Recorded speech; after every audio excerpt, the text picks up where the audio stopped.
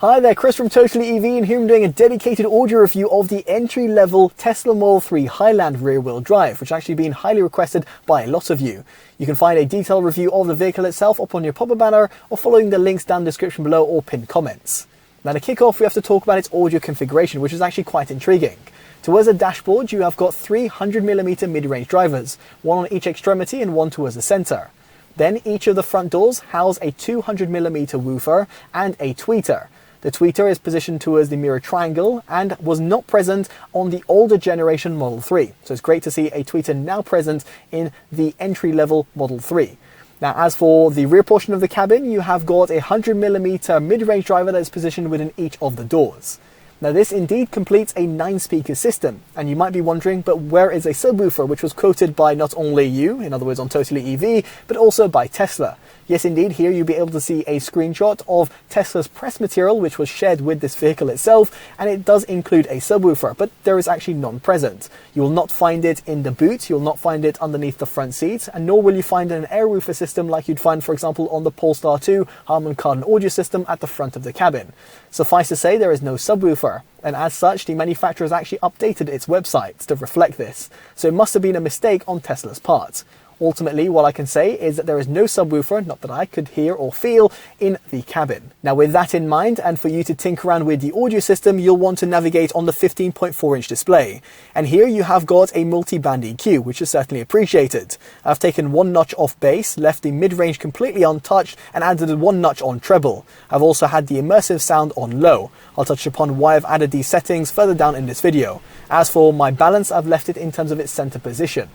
Now, for you to connect up to the infotainment system, you have disappointingly only got Bluetooth, where you've got the SBC codec only. This is a downgrade from the older generation Model 3, which integrated the SBC and a slightly higher quality AAC codec, which is very much appreciated for iPhone users, because it's the native codec that iPhone or indeed Apple uses. Alas, that is no longer present on the new Tesla Model 3. Now, for you to actually have higher quality audio playback, you'll want to subscribe to premium connectivity, which will cost you £10 a month, and this will give you access to the likes of Spotify, Tidal, or indeed Apple Music. You have also got the ability of plugging in a USB drive via the glove box, and this will give you the access of playing, let's say, FLAC files directly via USB drive, which will certainly be appreciated by audiophiles.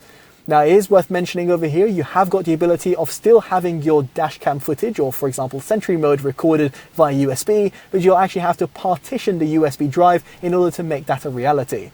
There's some guides that you can find online. It's not exactly rocket science and can be done on both Windows and Mac, but it's just something worth considering. Now, I would just like to point out, for those people coming from much older generation Teslas, that the USB Type-C ports that are found within the center armrest and the two Type-C ports that are found within the rear portion of the center console are used for charging only. Now, past all of that, let's get on to cabin noise. And here, the objective measurements that were recorded using a sound meter will be on your screen. And indeed, the numbers are actually near on identical to the ones that are found in the all-wheel drive model, which is a testament to what Tesla have achieved even on the entry-level Tesla Model 3. Indeed, you've got a serene in-cabin experience, and you've got very low rolling noise even when you're traversing at high speeds, and you won't hear much wind deflecting off the A-pillars or even the wing mirrors, which is fantastic to see. Now, past all of that, let's get on to an audio demo. I'll be placing the camera and microphone in 4 separate locations and playing back a track. It's from Priya J and it's titled Like Me. Make sure you check out the annotations on your screen to understand how the audio system is actually currently operating in.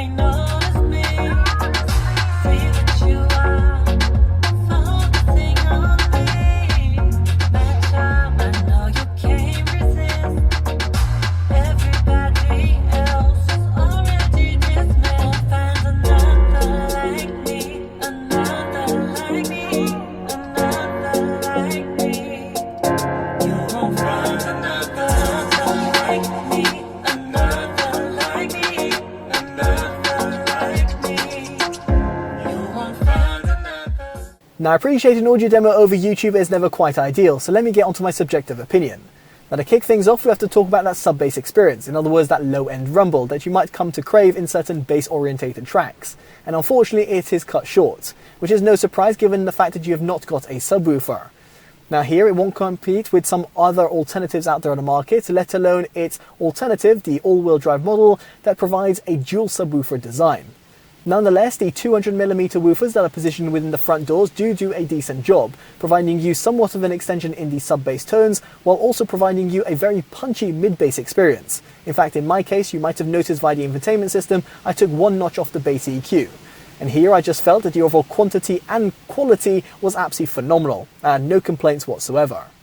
Now, the same could be said about the overall mid-range, which in my opinion has been done to perfection. Again, via the EQ, I did not touch it whatsoever, and in comparison to the vast majority of its competitors, it's in a class above. Here, both male and female vocals come up to the foreground, and they also sound very accurate, and therefore means that no matter if you're sat at the front or rear of the cabin, those mid-range drivers do an absolutely incredible job. Now, as for the highs, they do pretty well at the front of the cabin, thanks to the fact that you have got those dedicated tweeters. However, at the rear, it does feel that the sense of engagement is a little bit lost.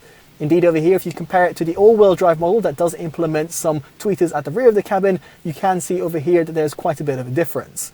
Still, it will still feel pretty engaging, thanks to the fact that you have got those tweeters at the front, and therefore means that in terms of the overall high-end extension, it is still actually pretty good. Now, the biggest thing, however, to consider is the overall soundstage. It can't quite compete with the all-wheel drive model, which implements far more drivers around the cabin, be it at the front or at the rear. Namely, for example, at the latter over here, if you're sat at the back, you will notice that the sense of engagement isn't quite there. You've got a bit more of a unidirectional sound, and that is due to the fact you've got a majority of audio drivers that are found within the front of the cabin. Now, you have got the ability of adjusting the immersive slider, but if you go on the standard mode preset, you'll find that there's a slight bit of an odd reverb. The best way to explain it is kind of a fishbowl effect. If, however, you fully disable it, you'll feel that the sound is a bit too stereo sounding and even more unidirectional. So therefore I found a somewhat bit of a medium and going between the low setting, and therefore I felt that I got a little bit more of an engagement and therefore a bit extra width and depth, while also getting good sort of accuracy.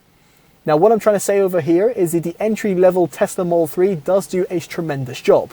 And sure enough, it won't compete with some of the more premium audio systems out there in the market, let alone its all-wheel drive sibling, but in the grand scheme of things and for its overall price tag, it's absolutely phenomenal, and as such, gets our Audio Excellence Award.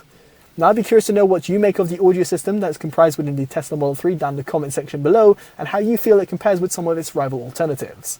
Now, if you have enjoyed this detailed independent review, definitely do consider dropping a like, subscribing and hitting that bell notification, all of which would be greatly appreciated. As such, I've been Chris from TotallyEV, and I'll hopefully see you in the next one. Take care of yourselves, and goodbye.